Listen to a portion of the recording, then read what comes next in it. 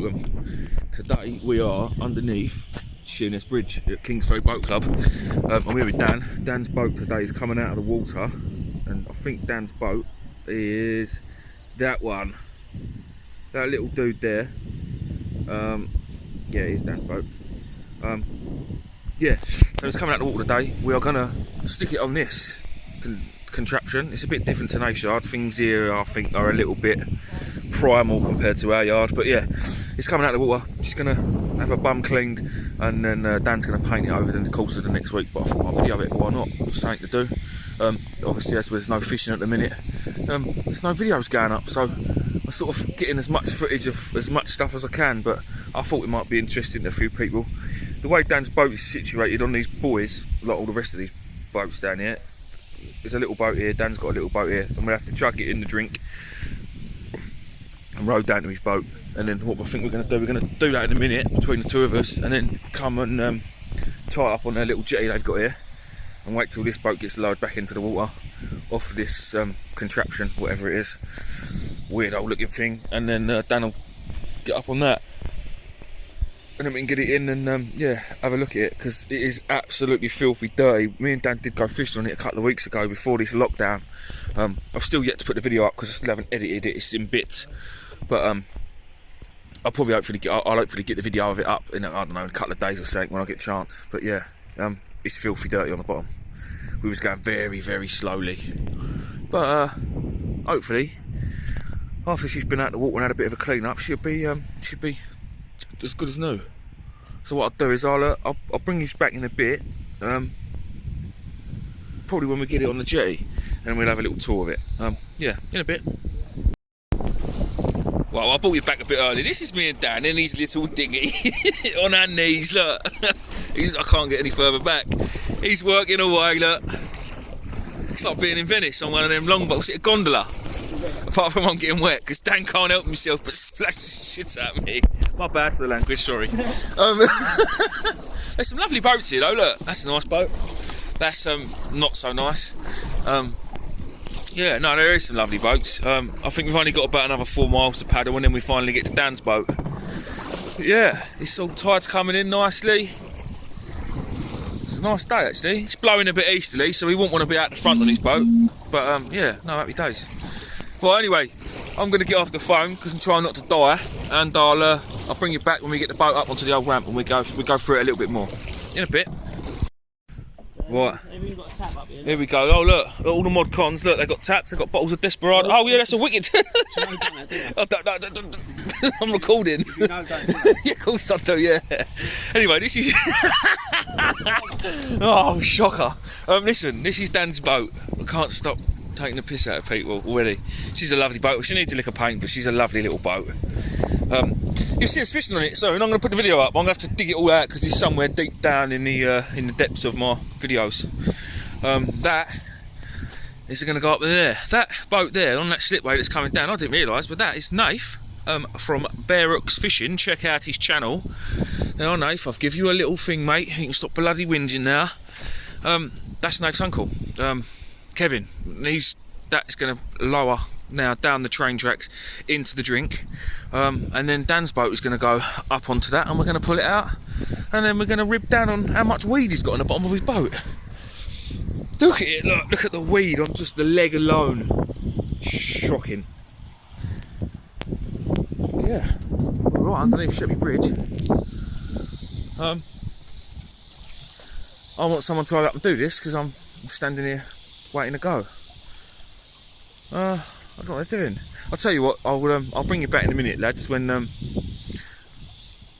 sorted themselves out. In a bit. Right, the process has started, and there's me thinking it was all high tech. It ain't. It's just an old boy with a big handle on the winch. What's he doing? Is that going lower? I'm gonna go up there. This is gonna take the piss out of someone. I don't even know these people.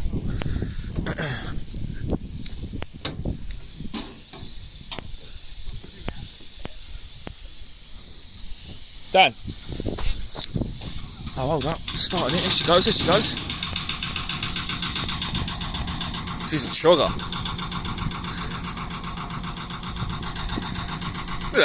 fine figure of a man. I thought he was doing it by hand. I thought, no wonder this takes 4 days to do with him fucking winding it. What's he saying? I don't know. Go and help him. Dan, you can't touch that, you're not trained.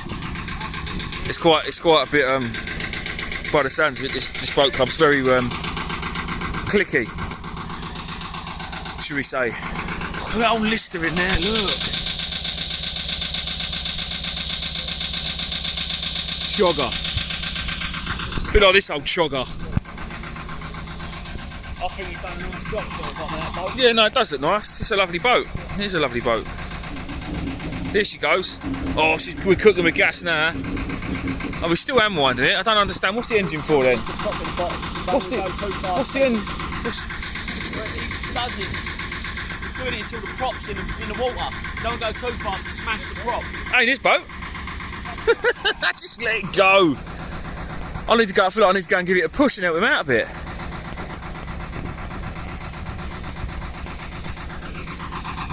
What's the engine for then? That will, it brings it up. It's going out. Yeah, it will go out as well with it. I don't think anyone knows what they're talking about here. Let's go back on this. Let's go back on this dodgy old pontoon. Funny old turn out here.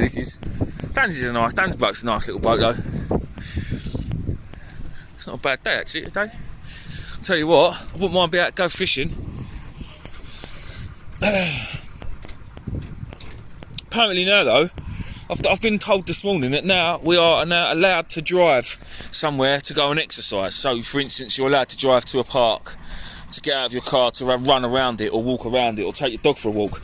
Now if that's the case, I'm sorry gents, and anyone out there that's very oh no you can't fish because we're on a lockdown and all that, but if you're now allowed to drive your car to a park or to a beach to exercise, to walk along it, run along it, jog along it, whatever, then surely driving 10 miles to a beach or to a river or to a lake is allowed to go fishing. I honestly don't. Apparently the rule is as long as you're exercising for longer than the drive. Well in that case it'd take me 6 hours to drive down to Cornwall. If I fish for 12 and a half hours and it takes me 6 hours to drive back, then I'm at half hour longer than what I've been driving.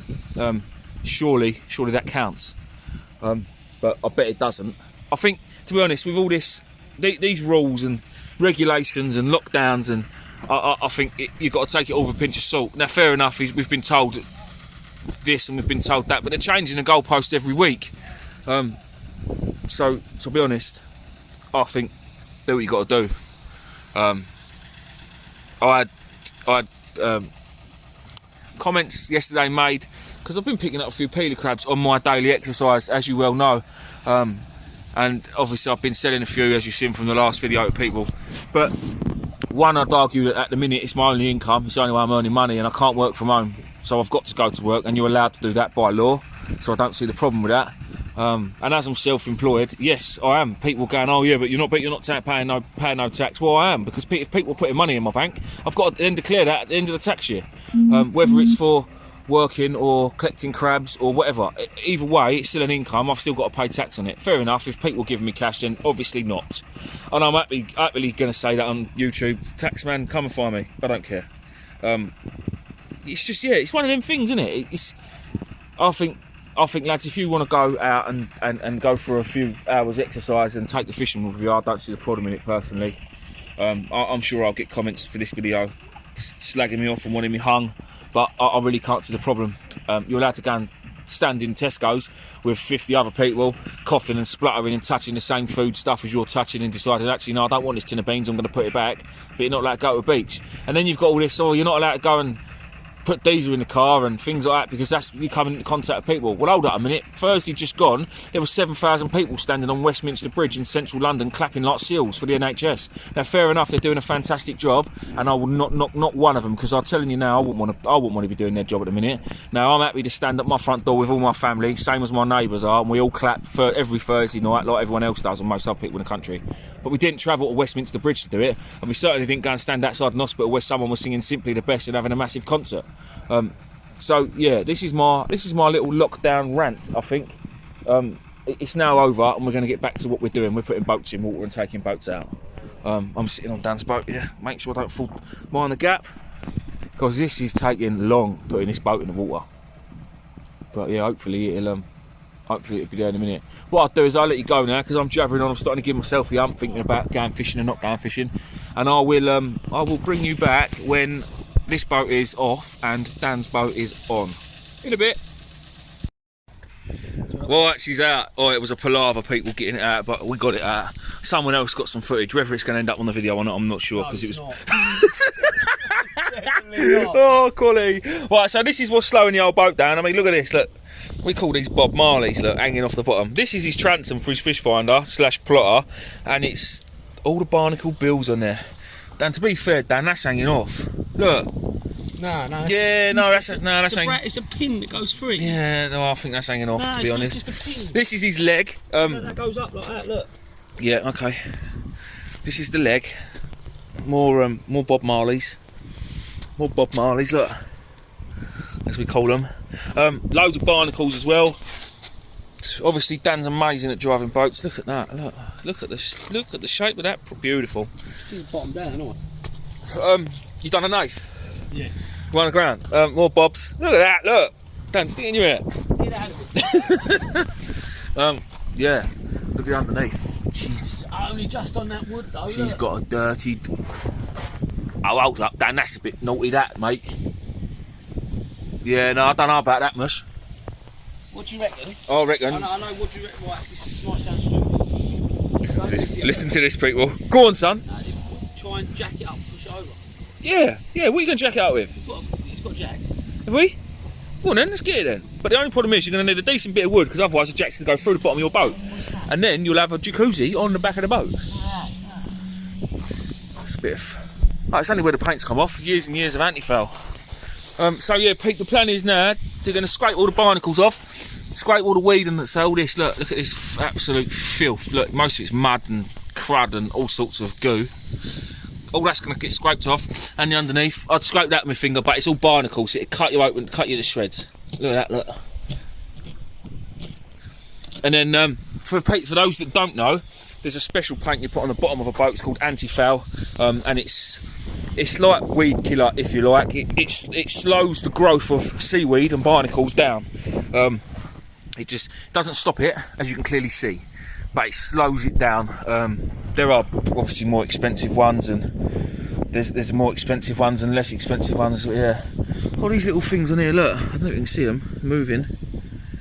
I don't think you can. Where's my finger? Yeah, look, there he is. Little shrimps and all sorts of sea life living in the old, living in the weed. I suppose there's some larvae and shrimp. I don't know what they are. But yeah, so that's that. This is Dan's boat. It's called Defender.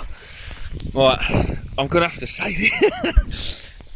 Dan's renaming his boat while it's out of the water. Yeah, it's quite fitting for Dan. But she's gonna be called Prawn Star. He's having logos and everything all made up for it. But yeah, I think it's a quality name, and it's quite fitting for Dan because he's a bit of a goer.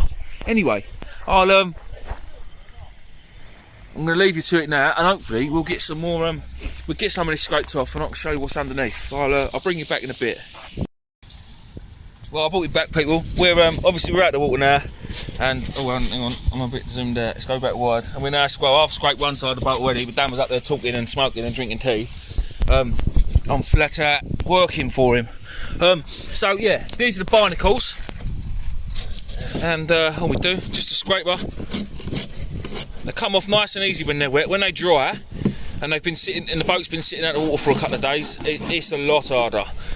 Now normally you'd use like a big pole scraper, like you'd scrape the floor with, but because Dan's obviously got these like ridges on the bottom of his boat, there's probably a technical name for them, not ridges, but that's what I'm calling them. You can't get in there, so we use little scrapers. Very satisfying. Then once this is done, we get the jet wash out, jet wash all the other little bits and bobs off, all the little bits of barnacles that we've missed. There's always going to be one or two, look. So they come off pretty easy. There's the weed, look, and that weed will come off with the jet wash nicely. Nice. Yeah, and then it gets jet washed, obviously left to dry, and then that special paint I was talking about, the anti-foul.